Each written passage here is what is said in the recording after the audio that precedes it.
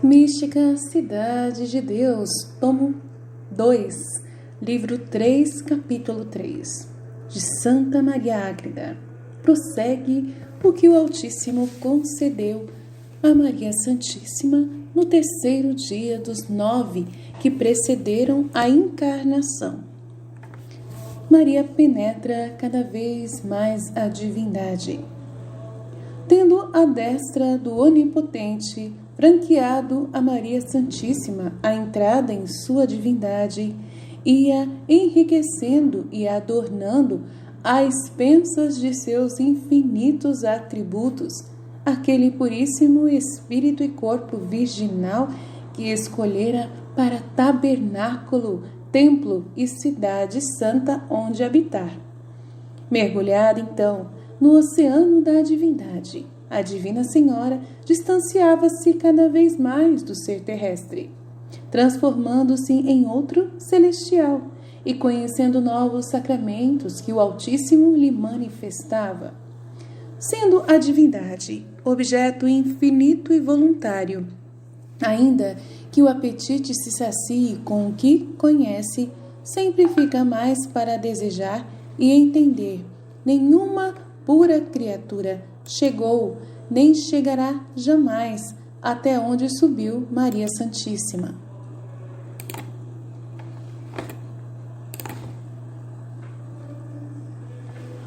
Penetrou no conhecimento de Deus e das criaturas, em grandes profundidades, mistérios e segredos.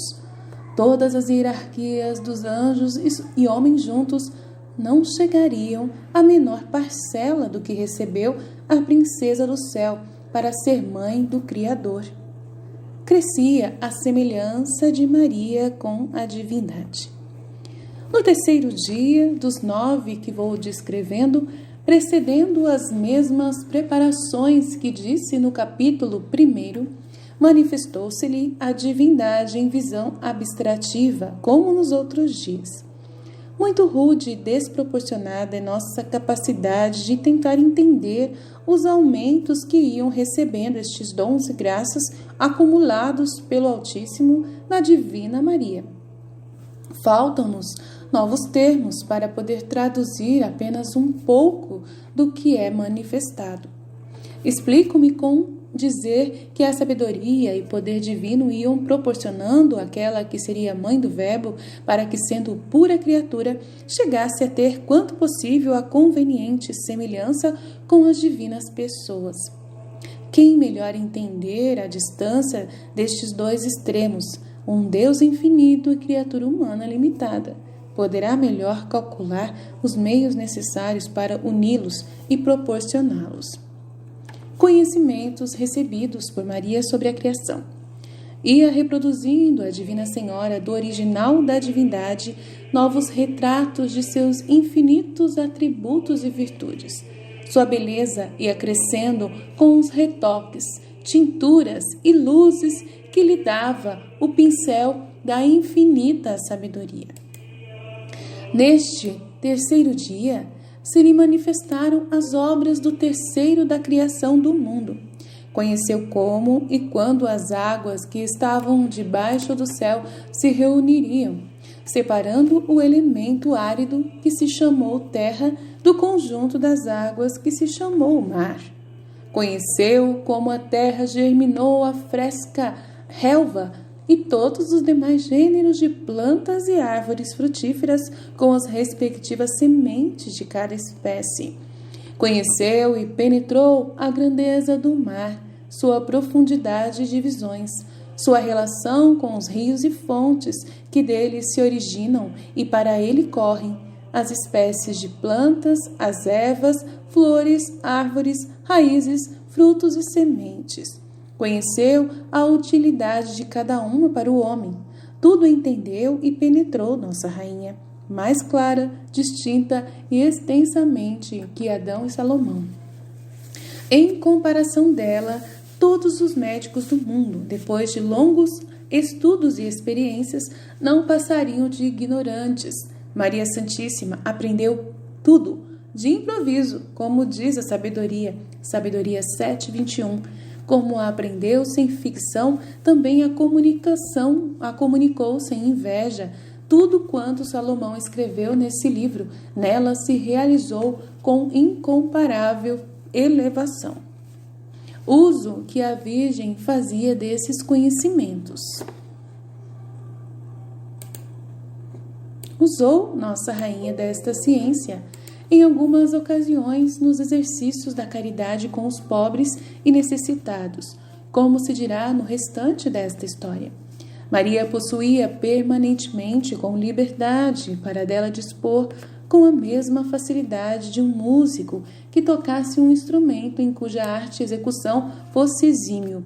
O mesmo poderia fazer com as demais ciências, se quisesse ou fosse necessário para o serviço do Altíssimo. Era mestra que possuía todas as artes e ciências, melhor do que os mortais quando especializados em algumas delas. Era também invulnerável às propriedades e forças das pedras, ervas e plantas. A promessa feita por Cristo Nosso Senhor a seus apóstolos e primeiros fiéis de não lhes fazer mal os venenos quando os bebessem, conforme Marcos 16:18, era também livre privilégio da rainha.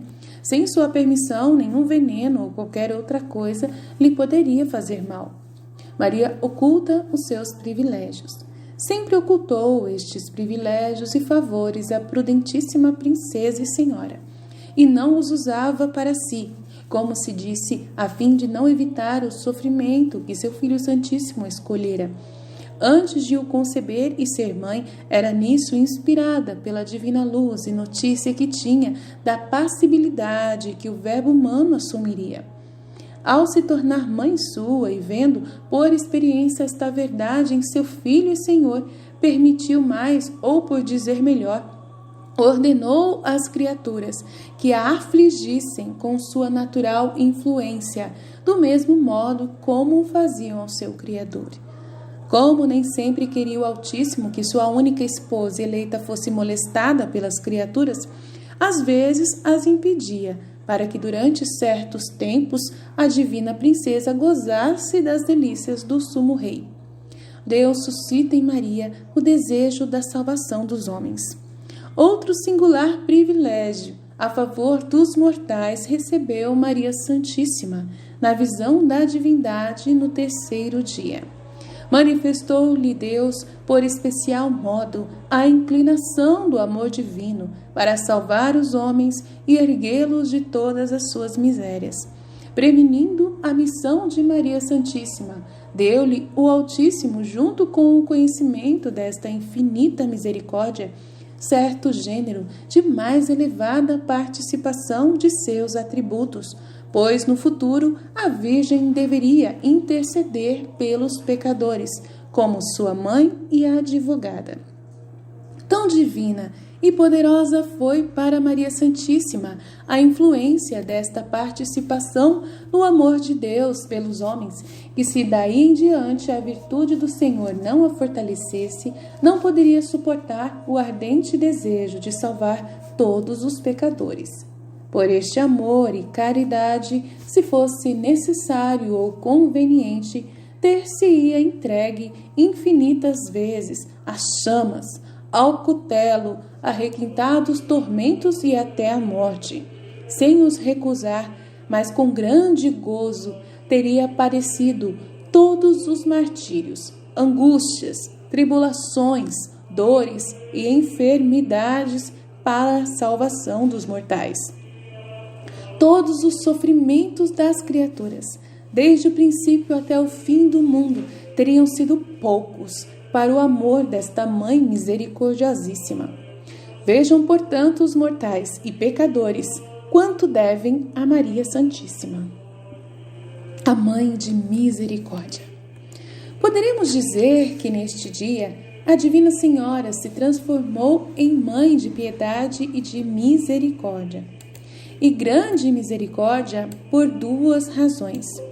A primeira, porque desde essa ocasião desejou com especial afeto e sem ciúmes comunicar os tesouros de graça que recebera. Resultou-lhe deste benefício tão admirável ternura e bondade de coração, que o quisera dar a todos e encerrá-los nele, para se tornarem participantes do amor divino em que ardia.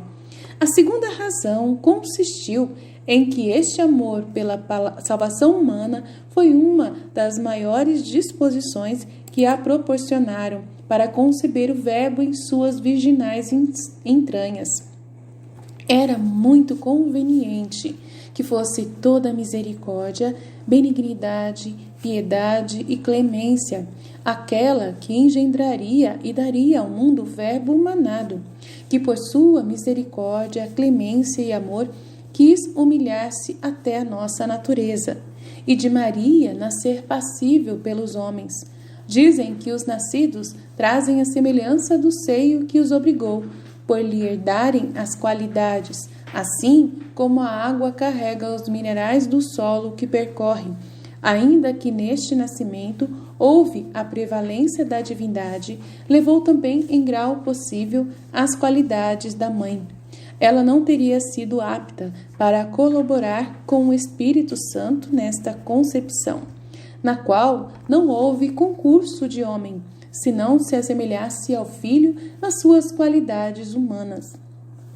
Cessando esta visão, preencheu Maria Santíssima o resto do dia com orações e súplicas que o Senhor lhe ordenara.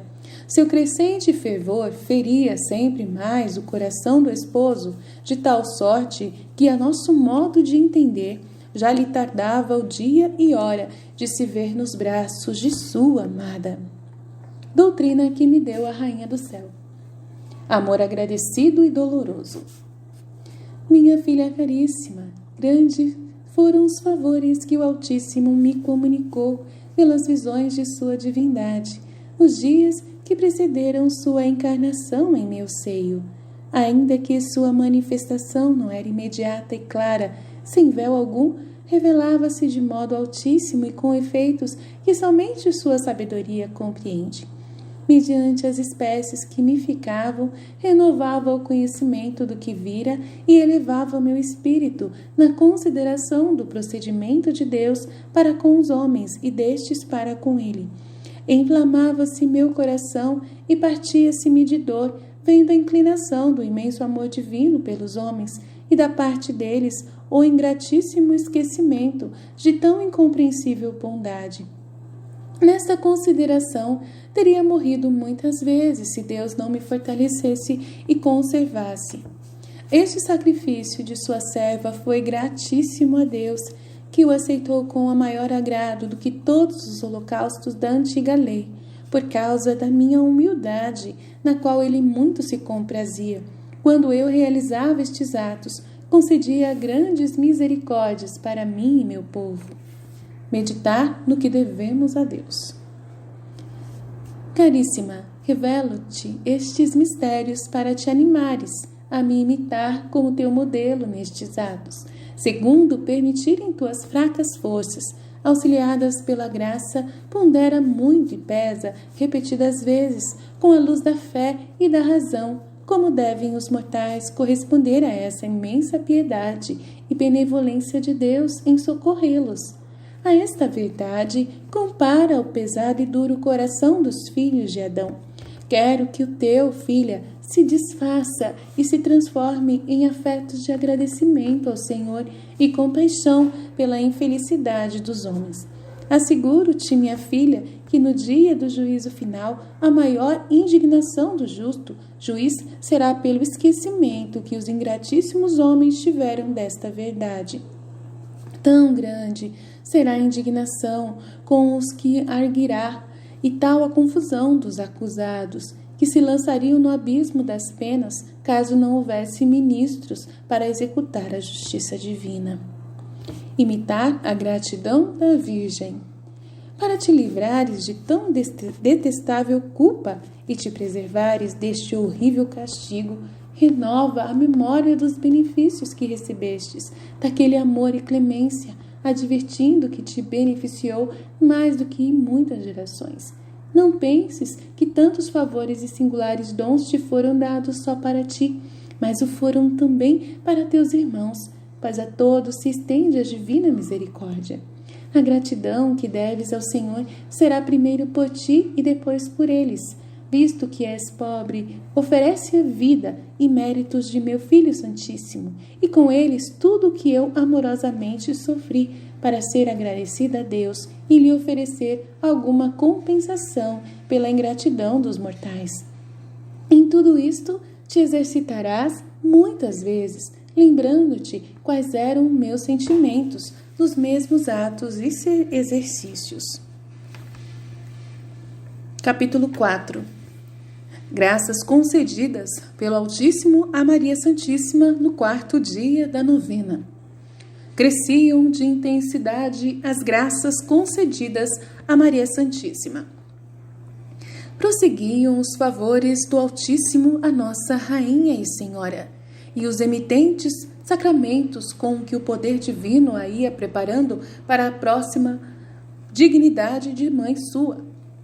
Chegando o 4º dia desta preparação, à mesma hora dos precedentes, foi elevada a visão abstrativa da divindade na forma que já foi explicada, mas com novos efeitos e mais elevadas iluminações de seu puríssimo Espírito. Para o poder e sabedoria divinos não existem limites, criam-nos os atos de nossa vontade ou nossa estreita capacidade de criatura finita. Em Maria Santíssima, o poder divino não encontrou obstáculo por parte das obras. Foram todas plenas de santidade e agrado do Senhor, de tal modo que, como ele mesmo disse em Cânticos 4:9, o atraíam ferindo seu coração de amor. Só o fato de ser pura criatura, e é que pode, em Maria, oferecer limites ao poder de Deus. Não obstante, dentro da esfera de pura criatura, Deus nela operou sem medida e lhe fez beber as puríssimas e cristalinas águas da sabedoria, na fonte da divindade. A lei evangélica é revelada a Maria. Nesta visão, manifestou-se-lhe o Altíssimo com especialíssima luz e lhe revelou a nova lei da graça que o Salvador do mundo estabeleceria. Deu-lhe a conhecer os sacramentos e a finalidade de sua instituição em a nova Igreja Evangélica. Os auxílios, dons e favores que preparava para os homens, desejando que todos fossem salvos mediante os frutos da redenção. Foi tanta sabedoria que nestas visões recebeu Maria Santíssima, instruída pelo Mestre Supremo, emendador dos sábios, que se por algum impossível, algum homem ou anjo a pudesse descrever, só da ciência desta senhora se fariam mais livros que todos quantos têm escritos no mundo sobre todas as artes, ciências e faculdades inventadas. Não nos admiremos, pois sendo a maior maravilha em pura criatura, no coração e mente desta princesa derramou-se o oceano da divindade, que os pecadores e pouca disposição dos demais criaturas haviam detido e represado em si mesmos. Uma só coisa se lhe ocultava, enquanto não chegava o tempo oportuno, ser ela a escolhida para a mãe do unigênito do Pai. O amor de Deus pelos homens e a ingratidão destes. Mesclada à doçura da ciência divina recebida neste dia, sofreu a senhora amorosa e íntima dor que a mesma ciência lhe despertou. Viu os indizíveis tesouros de graças e benefícios que o Altíssimo preparava aos mortais, com aquela divina propensão para se dar a todos. Ao mesmo tempo, conheceu a má disposição do mundo e quão cegamente se privavam os mortais da participação da divindade. Daqui lhe resultou um novo gênero de martírio, entre a dor pela perdição humana e o desejo de reparar tão lamentável ruína. Fez altíssimas orações, súplicas, oferecimentos, sacrifícios, humilhações e heróicos atos de amor de Deus e dos homens, para que nenhum, se fosse possível, se perdesse daí em diante, para que todos conhecessem, adorassem e amassem seu Criador e Redentor. Tudo se passou na visão da divindade, e como estas petições foram no modo das outras já explicadas, não me alongo em referi-las. As obras do 4º dia da criação. Em seguida, na mesma ocasião, manifestou-lhe o Senhor as obras do 4º dia da criação. Conheceu a divina princesa Maria quando e como foram formados no firmamento os luminares do céu, para a separação entre o dia e a noite e para marcar as estações, dias e anos. O maior luminar do céu, o sol, foi criado para presidir o dia, e ao mesmo tempo foi formado o menor, a lua, para iluminar as trevas da noite. As estrelas foram formadas no oitavo céu, para com sua brilhante luz alegrarem a noite, com as suas várias influências presidirem tanto o dia como a noite. Conheceu a matéria destes orbes luminosos, sua forma, qualidades, tamanhos, movimentos e a ordenada diversidade dos planetas, sob o número das estrelas e de todos os influxos que comunicam a Terra e a ação que exercem sobre os seus seres animados e inanimados. Poder de Maria sobre os orbes celestes. Isto não discorda do que declarou o profeta no Salmo 146, versículo 4, quando diz que Deus conhece o número das estrelas e as chama pelos seus nomes. Não nega Davi que Deus, com seu infinito poder infinito, pode conceder por graça a uma criatura o que ele possui por natureza, sendo possível comunicar esta ciência que redundaria na maior excelência de Maria, Senhora nossa, e indubitável que não lhe haveria de negar este benefício. Outros maiores lhe foram concedidos, para ser rainha das estrelas como das demais criaturas. Esta graça vinha ser como consequente ao domínio que lhe deu sobre as virtudes, influências e operações de todos os orbes celestes, como a estes ordenou a ela obedecerem como sua rainha e senhora. Obediência dos astros e planetas a Maria. Por este preceito que o Senhor impôs às criaturas celestes e pelo domínio que sobre elas deu a Maria Santíssima, ficou a Senhora com tanto poder que se mandassem as estrelas deixarem o lugar que ocupavam no céu, imediatamente lhe obedeceriam para ir onde a Senhora lhes ordenasse. Outro tanto fariam o Sol e os planetas. Ao império de Maria, todos interromperiam seu curso, movimentos e suspenderiam suas influências e ação. Já disse acima que às vezes usava Sua Alteza esse poder. Veremos adiante que no Egito, onde o calor é intenso, mandou ao sol moderar seu veemente ardor, para não molestar e fatigar com os seus raios ao menino Deus, seu Senhor. Obedecia-lhe o sol, não a poupando, conforme ela o desejava, e respeitando o sol de justiça que ela trazia nos braços. O mesmo acontecia com os outros planetas, e algumas vezes deteve o sol, como falarei em seu lugar. Correspondência de Maria aos favores divinos. Outros muitos sacramentos ocultos manifestou o Altíssimo nesta visão a nossa grande Rainha. O quanto disse e direi sobre eles, deixa-me o coração insatisfeito. Vejo que conheço uma parte mínima do que a Divina Senhora recebeu, e deste pouco que entendo quase nada posso explicar. Muitos de seus mistérios serão manifestados por seu Filho Santíssimo só no dia do juízo universal, porque agora não os podemos compreender. Saiu Maria Santíssima desta visão ainda mais inflamada e transformada naquele objeto infinito e nos atributos e perfeições que nele conhecera, ao passo que aumentavam os favores divinos e ia crescendo nas virtudes, multiplicava os rogos, ânsias, fervor e méritos com que apressava a encarnação do Verbo Divino e nossa salvação. Doutrina que me deu a Rainha Divina. Dor pela ingratidão humana. Caríssima filha, quero que faças muita ponderação e apreço pelo que entendeste de quanto fiz e padeci, ao me dar o Altíssimo tão elevado conhecimento de sua bondade, infinitamente propensa a enriquecer os mortais e, ao mesmo tempo, da má correspondência e tenebrosa ingratidão deles. Quando naquela liberalíssima condescendência passei a penetrar a estulta dureza dos pecadores, meu coração foi transpassado por uma flecha de mortal amargura que me durou a vida toda. Quero manifestar-te ainda outro mistério. Muitas vezes, para curar a angústia e desfalecimento do meu coração, o Altíssimo costumava dizer-me: recebe tu, minha esposa, que o mundo ignorante e cego despreza e é indigno de receber e conhecer.